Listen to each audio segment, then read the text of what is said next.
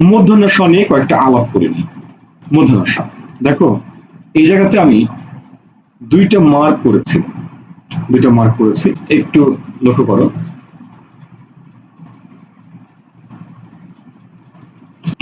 বলছি এখানে একটা মার্ক দেওয়া আছে, এখানে একটা মার্ক দেওয়া আছে, এই বিষয়টা একটু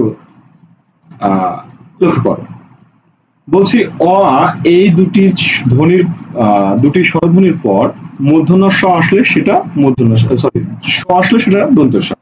আচ্ছা, মোট কথা আমরা এটাকে একটু এইভাবে দেখি, স্বরেয় বা স্বরেয়া এরপরে যদি কোনো স আসে সেটা হবে দন্ত স।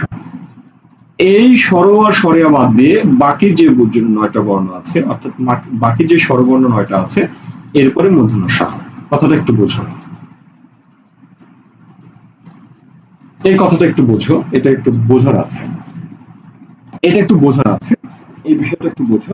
আমি বলছি যে অ আ অর্থাৎ স্বরেয় এবং স্বরেয়া এর পরে যদি কোনো স আসে তাহলে সেই সটা দন্ত স হবে।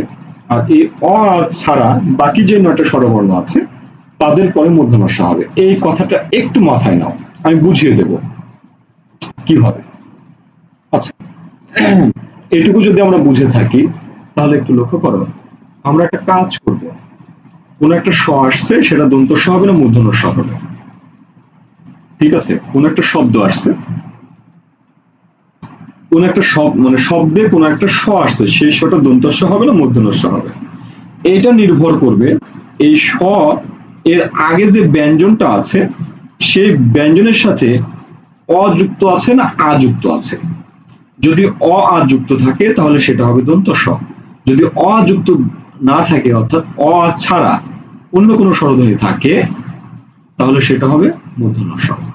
যেমন আমি একটা শব্দ লিখলাম তিরস্কার, দেখো তিরস্কার শব্দ দেখো দন্ত স হয়েছে। আমি আরেকটা শব্দ লিখলাম পরিষ্কার, দেখো পরিষ্কার শব্দের বানানে মূর্ধন্য স হয়েছে। দুটো একটু আলাদা, দেখো একটু পার্থক্য আছে। দেখো এই যে দন্ত স লিখলাম, দন্ত স লিখলাম কেন? কারণ তার পূর্বের যে ব্যঞ্জনটা আছে সেই ব্যঞ্জনের সাথে কোনো কার নেই, অর্থাৎ অ, কোনো কার নেই অর্থাৎ অ। এবার দেখো এই যে মূর্ধন্য স লিখলাম, তার পূর্বে ব্যঞ্জন আছে কি? র আছে, এই র এর সাথে কি আছে? রস্বই। দেখো তো অ আ ছাড়া বাকি যদি কোনো স্বরধ্বনি আসে সেই স্বরধ্বনির পরে স আসলে সেই সটা হবে কি? মূর্ধন্য স। কথা বুঝছো না বুঝো নাই? আমার এই কথাটুকু বুঝেছো না বুঝো নাই একটু কমেন্টে জানাও। বুঝেছো না বুঝো নাই একটু কমেন্টে জানাও। সবাই কি বুঝেছো?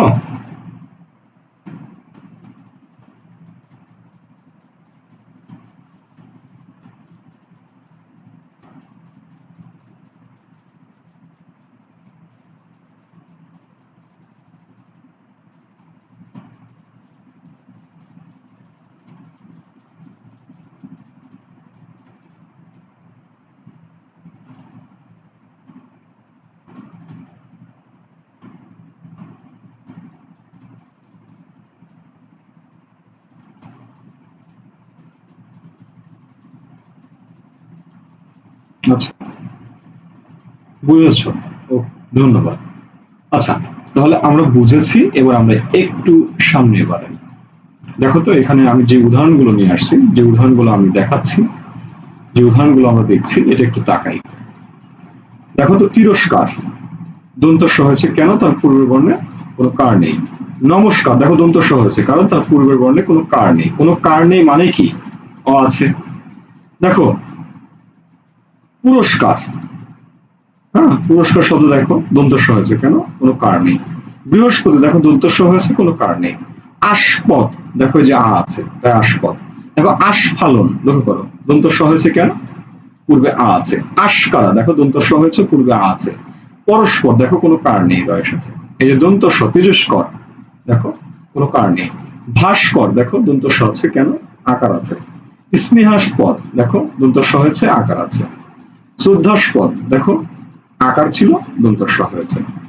বাষ্প শব্দটা হচ্ছে নিপাতনে সিদ্ধ, এই জন্য এটা স্বভাবতই মূর্ধন্য স হয়েছে। ঠিক আছে? আচ্ছা, এবার আসো একইভাবে আমরা একটু এগুলো দেখি। অনুষ্ঠান, দেখো পূর্বের বর্ণের রস্যকার আছে। অ আ এই দুইটা বর্ণ ছাড়া অন্য যে কোনো বর্ণ যদি থাকে, যে কোনো কার যদি থাকে, সেটা মূর্ধন্য ষ হবে। দেখো অনুষ্ঠান মূর্ধন্য ষ।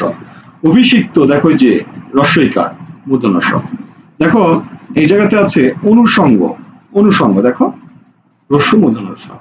বিষম, দেখো এই যে বিষম কথা, যেমন বলছি সম, সম মানে কি সমান, এর পূর্বে যখন বি যুক্ত হলো তখন সেটা হয়ে গেল কি বিষম, অর্থাৎ এই যে দেখো সেটা মূর্ধন্য ষ হয়ে গেছে।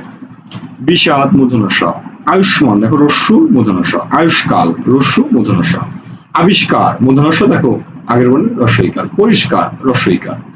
নিষ্পাপ রস্বইকার। বহিষ্কার রস্বইকার। দুষ্কর রস্যুকার। চতুষ্পদ রস্যুকার। নিষ্কলুষ, এই যে মূর্ধন্য ষ, এই যে রস্বইকার। নিষ্ক্রিয়, দেখো এই যে পূর্বের বর্ণের রস্বইকার। পুষ্করিণী, পুষ্করিণী, দেখো মূর্ধন্য ষ রস্যুকার। আচ্ছা, এইভাবে তুমি প্রত্যেকটা শব্দই এরকম পাবা, যে কটা শব্দ আছে প্রত্যেকটাতেই তুমি এই রকম পাবে, ঠিক আছে। অর্থাৎ আমরা সহজ কথায় জেনে নিব, অ আ এই দুটো স্বরধ্বনির পরে দন্ত স হয়, এই দুটো স্বরধ্বনি ছাড়া বাকি যে স্বরধ্বনি গুলো আছে তাদের পরে মূর্ধন্য ষ হয়, হিসাব বরাবর। ওকে, এতটুকু তো সবাই বুঝেছি, আশা করছি বুঝেছি। ওকে।